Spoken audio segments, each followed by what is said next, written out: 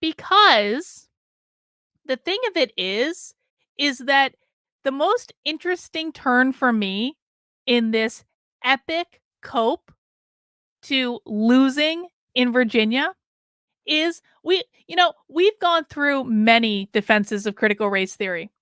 Before we read from Vice about why critical race theory had nothing to do with this, let's just review some of the attacks on critical race theory that against the anti-CRT movement, people like me and like Christopher Foe and James Lindsay and all these other people that are doing that, all like the parents in Loudoun County, Ian Pryor, all these people.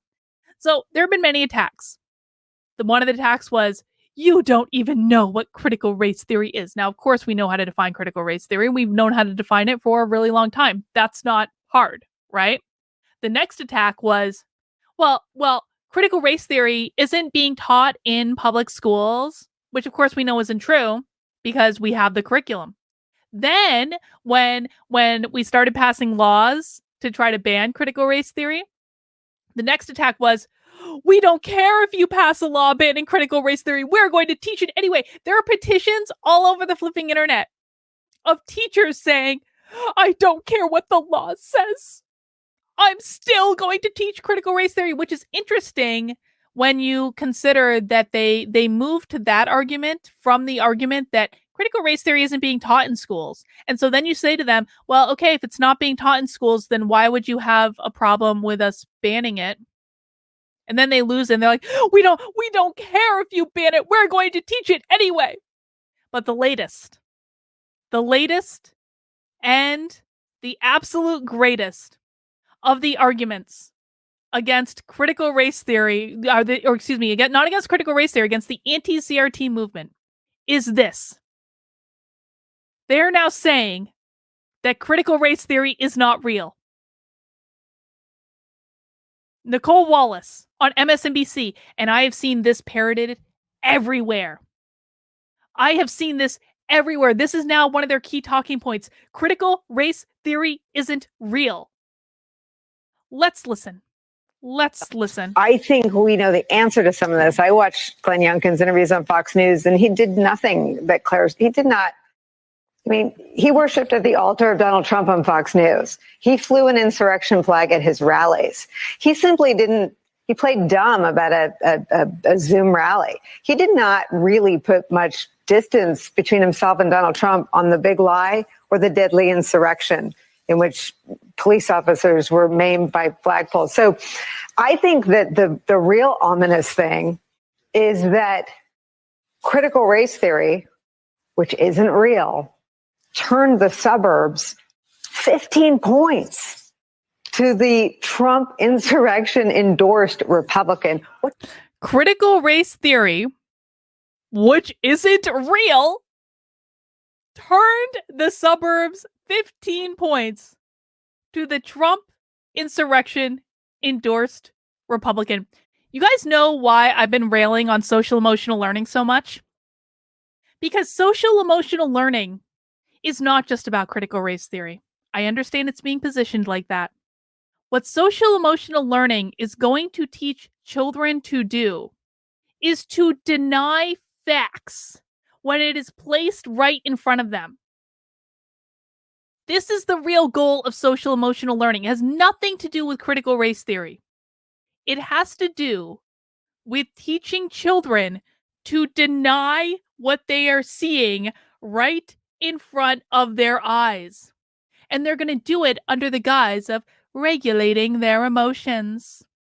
That's why social emotional learning is so dangerous. Not that it's a delivery mechanism for critical race theory. Not that it's a Trojan horse for critical race theory. Although it is that. I'm not going to deny that it's those things. It is those things.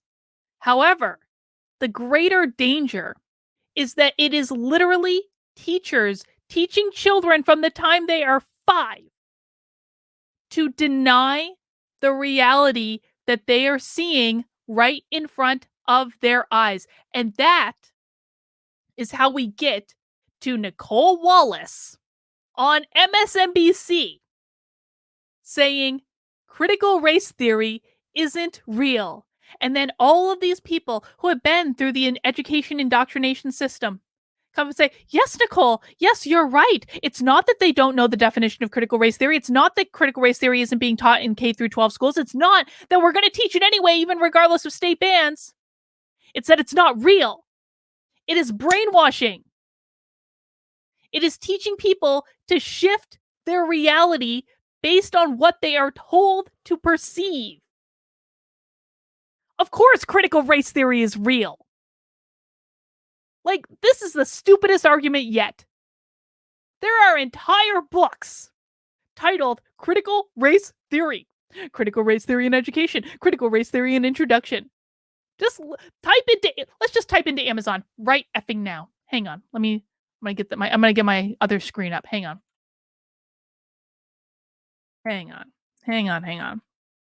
Okay. So I'm gonna bring up, and this is just because it was saved. So this is my book that's coming out next year. It's called Actively Unwoke. If you want to buy it, great. But let's type in something else. Let's type in critical race theory. Oh, look at all this. Critical race theory. An introduction, Richard Delgado. Critical race theory. The key writings that form the movement by Kimberly Crenshaw. Critical race theory. The complete introduction. A parent's guide to critical race theory. Critical race theory in education.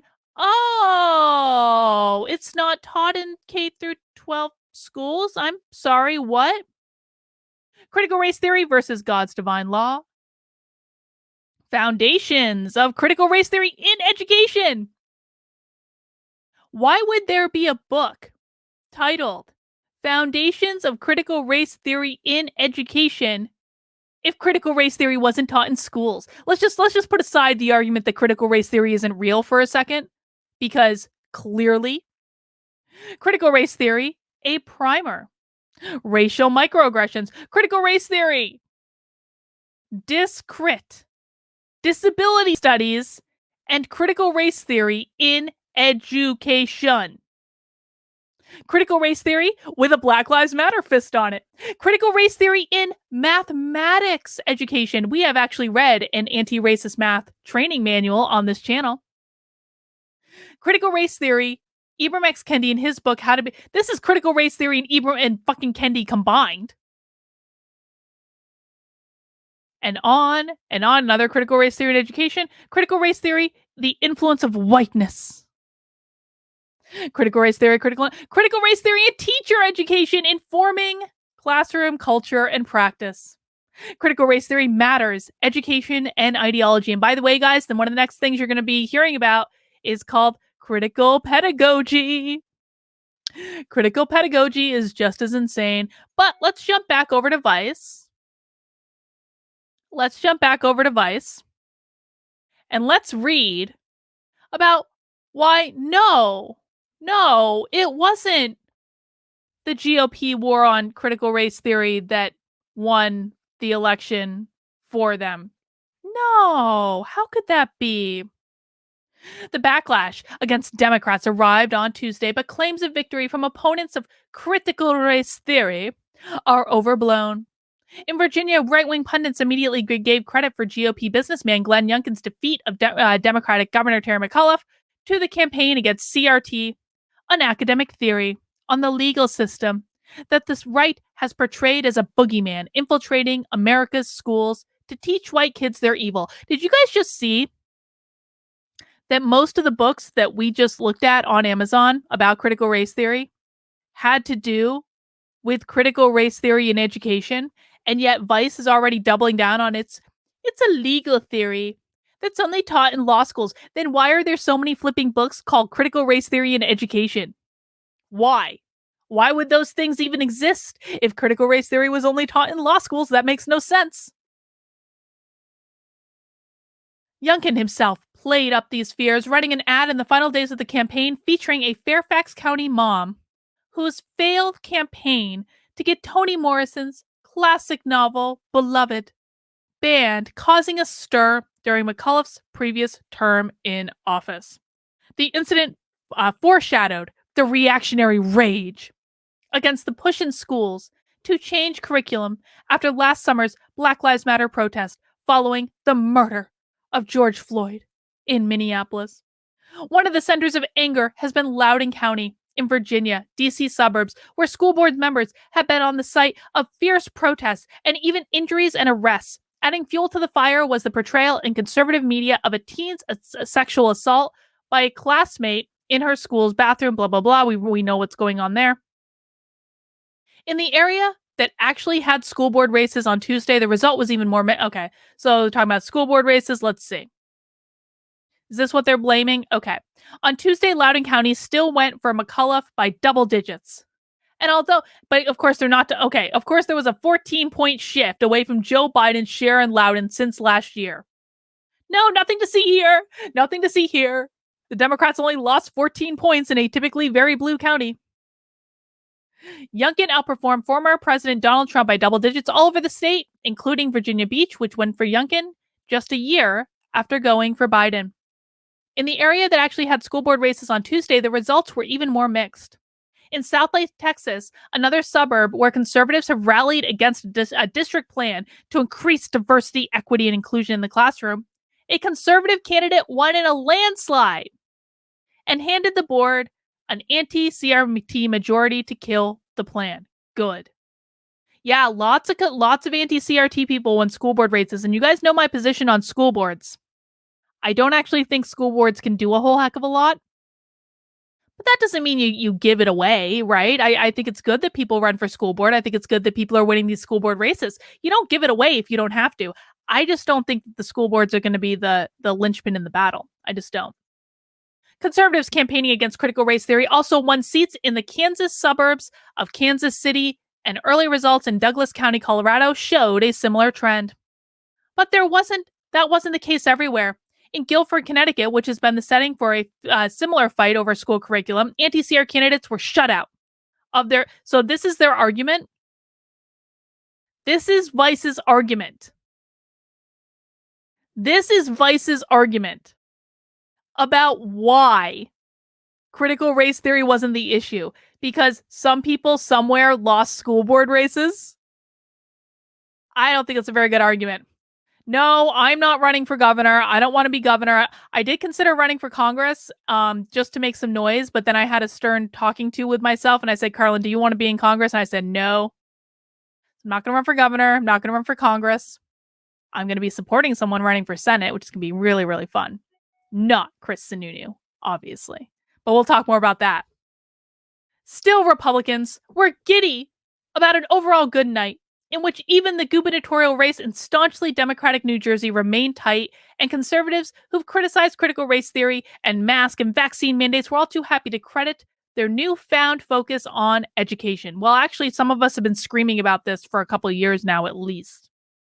Indiana Republican Jim Banks, the chair of the Conservative Republican Study Committee, released a memo to committee members on Tuesday night following Youngkin's win, which said the concerns of parents need to be a Tier 1 policy issue for Republicans. Good. Calling a much criticized McAuliffe statement about parents dictating school curriculum the defining moment of the campaign. Oh, God, hang on. Sorry. I didn't mean to cough into the mic. Sorry. Went down the wrong tube.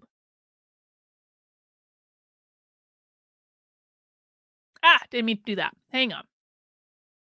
Coming off the wheels are coming off the wagon. Youngkin's success revealed that Republicans can and must become the party of parents. There is real energy from parents that we need to understand. That's your argument, Vice? That's it? This tells you the degree of Vice's like clickbait nonsense, where they write an article that's like clearly just to get you to click on it. No, the GOP war on critical race theory did not win the election. And then they're like, some school board candidates lost a couple races somewhere, and so that means that we're right. That's the only evidence that they provide. All right. Well, we've got a couple more. Anna Navarro here, also doubling down on the critical race theory is not a real thing. Critical race theory is not a real thing taught in K through 12. But Republicans effectively used it to scare and outrage parents and turn the vote. January 6th is a real thing. An act of domestic terrorism threatening our democracy, but Republicans want to pretend it didn't happen.